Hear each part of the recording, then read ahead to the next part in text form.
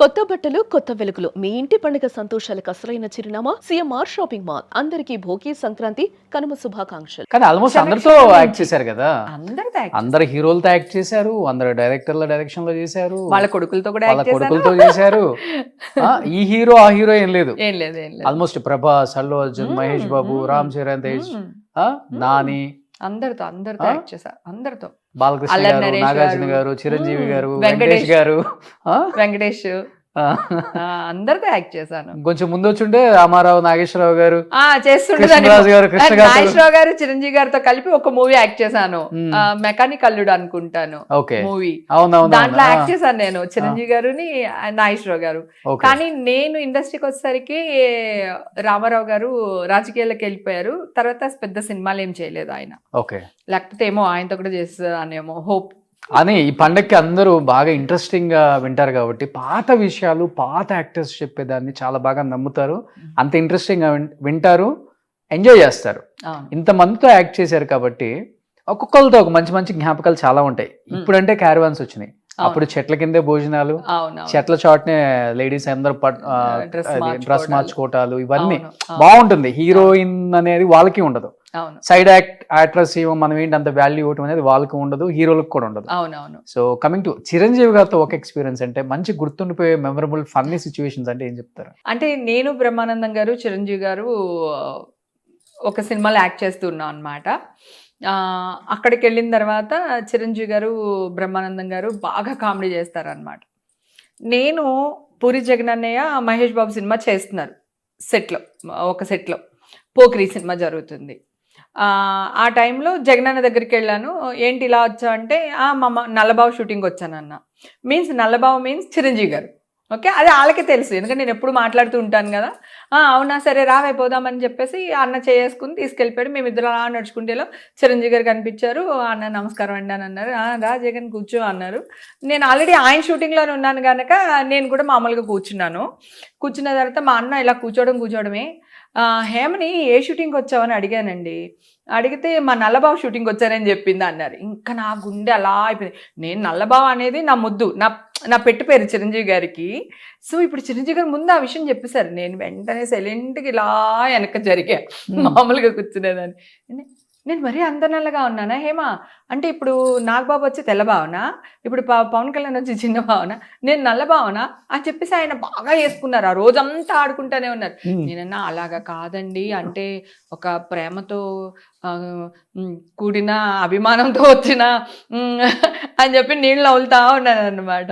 తర్వాత అంతే అయ్యా మీ చెల్లి కదా ఆ మాత్రం ఉంటుంది అది ఇది అనేసి బాగా ఆడేసుకున్నారు అనమాట. ఆడుకోవడం 3 days ఆడుకున్నారు. నెక్స్ట్ డే లొకేషన్కి పరుచూరు వెంకటేశ్వరరావు గారు వచ్చారు. వస్తే మేము అందరం కూర్చున్నాం. మామూలుగా కూర్చుంటే వెంకటేశ్వర గారు కూర్చున్నారు. ఏమండి వెంకటేశ్వరరావు గారు, నేను మరీ అంత నల్లగా ఉంటానండి అన్నారు ఈయన. నేను అమ్మా మళ్ళీ ఆడేసుకుంటున్నారు ఈయన అనుకుని బిత్తరపోయి అలా చూస్తున్నారు అనమాట. వెంకటేశ్వర గారు చూస్తే, బాబు మీరు నలిపేంటి బాబు, మీరు మీరు చామంచాయి బాబు, రాముడు నలుపు కాదా కృష్ణుడు నలుపు కాదా అంటే ఈయనకి తెలియక నేను అన్నాను, ఆయన నన్ను ఆడుకుంటున్నారన్న సంగతి వెంకటేశ్వర గారు తెలియక ఆయన, నేను వెంకటేశ్వర సార్ మీకు దండం పెడతాను ఆపండి సార్, ఆయన నన్ను ఆడుకుంటున్నారు అని చెప్పి ఆయన చేతులు పట్టుకుని ఆపండి సార్ ప్లీజ్ సార్ అంటున్నా. అలా ఎవ్వరు వచ్చినా సరే, ప్రకాష్ రాజు వస్తే కూడా అదే అనమాట. ఆ 3 రోజులు బీభత్సంగా ఆడేసుకున్నారు ఆయన. అసలు మామూలు పిచ్చ కామెడీ చేశారు. బ్రహ్మానందం గారితో కూడా అంతే, 4-5 సార్లు బ్రహ్మానందం గారిని ఆ సొట్టు ఉంటుంది కదా, ఆ సొట్టని ఇలా లాక్కుని ఆ సొట్టని ఎట్లట్లా అని ముద్దెట్టుకుని, అంటే బ్రహ్మానందం గారిని చూస్తే ఆయన ఏదో చిన్న ఏదో కోతిపిల్ల దొరికినట్టు ఉంటుంది అనుకుంటా. చిరంజీవి గారికి బాగా ఆడుకుంటారు ఆయనతో. చిరంజీవి గారితో చాలా పెద్ద ఫన్. ఇది మాత్రం హైలైట్. కానీ ఆయన ఎప్పుడు కూడా మెగాస్టార్ ని ఎంత పెద్ద హీరో అనేది ఉండదు కదా, అసలు చిన్న పిల్లలతో సహా అందరితో చాలా బాగా మాట్లాడతారు. నేను X5 కొనుక్కున్నా ఫస్ట్ టైం. అందరూ ఇన్స్టాల్మెంట్ లోనే కొన్నాము. నేను అడగలేదు. కాదు వెంటనే కారు కొన్నామంటే డబ్బు ఎక్కడి నుంచి వస్తుంది, ఈడమ్మ గడుపు మాడు సరే పక్కన పెడదాం. అయితే అందరూ అన్నారు ఏంటి నువ్వు X5 కొనేసి, X1 కొనుక్కున్నాను, అది ఓల్డ్ అయిపోయింది, అది ఇచ్చేస్తే మిగతాది X5 కొనుక్కున్నా. అందరు బెదిరిస్తారు. డైరెక్టర్ వాళ్ళనేమో ఈ దీంట్లో వస్తా ఉంటారు, X5 లో నువ్వు వచ్చి దిగితే నీకు వేషాలు వస్తాయా, నీకు ఎవడన్నా ఫుడ్ పెడతాడా, అది ఇదని బెదిరిస్తారు. కొంతమంది అంటే ఏమో పెద్ద నీ కార్ డబ్బుతో- కొనుక్కోకూడదు ఆర్టిస్టులు. అంటే అప్పట్లో అలా ఉండేది కదా, ఆ. వాళ్ళ డైరెక్టర్ ఇంపార్టెంట్ కదా, ఆ. మీ మెయిన్ హీరోలు, మేమంతా క్యారెక్టర్ ఆర్టిస్ట్లే కదా. అయితే ఆటోలో పోవాలా? సో అలానే ఏం కాదు, అప్పుడు ఉండే మైండ్ సెట్. అంటే అప్పుడు మేము డైరెక్టర్ కి అంత ఇంపార్టెన్స్ ఇచ్చేవాళ్ళం అబ్బా. వాళ్ళు వస్తే లేచి నిలబడ్డం Of కానీ, course, అవన్నీ చేయడం ఉంటాయిలే. కానీ, అవన్నీ మంచి అంటే అలా ఇంట్లో ఉండేది మంచి industry కార్లు లో. మంచి బట్టలు వేసుకోకూడదు అంటే ఉంటుందా? అహో దీనికి బాగా డబ్బు వచ్చింది కదా, పోనీ ఇంకెవరికైనా ఇద్దాం అనుకున్నా కూడా, ఓ Okay, మంచి okay. సదుద్దేశంతో ఆలోచించినా కూడా ఎందుకు చెడుగా అనుకోవాలి, ఎందుకే నీకు అది ఇది. ఆల్రెడీ మనం ఏమో రెమెండేషన్ గట్టిగా అడుగుతాను నేను. నీకు రూపాయి ఇవ్వాలనుకో, నేను చచ్చిపోయినా సరే నా కూతురు తీసుకొచ్చి నీకు రూపాయి ఇచ్చేస్తుంది. అలాగే నువ్వు నాకు రూపాయి ఇవ్వాలనుకో, నీ మీద కత్తి పెట్టైనా నా రూపాయి నేను తెచ్చేసుకుంటా. ఓకే. నేను డబ్బు దగ్గర చాలా జెన్యూన్ గా ఉంటాను. ఎవరిని మోసం చేయను, ఎవరి దగ్గర ఒక రూపాయి తీసుకోను, Hmm. నా రూపాయి నీ దగ్గర వదలను. ఓకే. రెండు ఉన్నాయి నాకు. ఓకే. ఓకే. సో ఆలోచించి ఏం చేయాలా అనుకున్నా. అప్పుడు నాగార్జున గారేమో ఊర్లో లేరు. అంటే మామూలుగా చెప్తాను, ఆయనకి ఏం చేసినా చెప్తాను. కార్ కొనేటప్పుడు ఉన్నారు, ఇలా గౌతమ్ గారి దగ్గర తీసుకుంటున్నాను బాబు, ఒకవేళ కుదిరితే ఏదైనా ఒక మాట చెప్పండి, కొంచెం ఏమైనా డిస్కౌంట్ చేస్తారేమో అనేటట్టు మాట్లాడితే సరే హేమ నేను చెప్తాను, నేనైతే ఊర్లో లేను అనేసి ఆయన అన్నారు. కొంత డిస్కౌంట్ వచ్చింది ఆయన చెప్పడం వల్ల.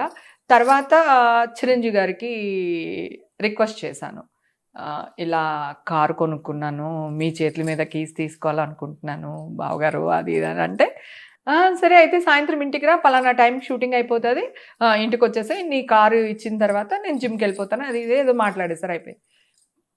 ఇంటికి వెళ్ళి ఆయన చేతుల మీద కారు కీస్ తీసుకుని ఆయన్ని కార్లో కూర్చోపెట్టుకుని వాళ్ళ ఇంట్లో నుంచి ఈ వీధిలో ఒక రౌండ్ వేసి, నేను డ్రైవింగ్, చిరంజీవి గారు నా పక్కన కూర్చున్నారు, ఒక రౌండ్ వేసి తర్వాత ఆయన ఇంట్లో దింపేసి, ఈ లోపల సురేఖ గారు వాళ్ళ అమ్మాయి వాళ్ళు ఒక పట్టు చీర, పసుపు కుంకుమ, ఫ్రూట్స్ అన్ని ఒక ప్లేట్లో పెట్టి నాకు ఇచ్చారనమాట. ఆ చీర అలా దాచిపెట్టుకున్నాను నేను. ఓకే. ఇప్పటికి మా అక్క ఇప్పటికి ఉంది. మా అక్క కట్టుకున్నారు ఒకసారి?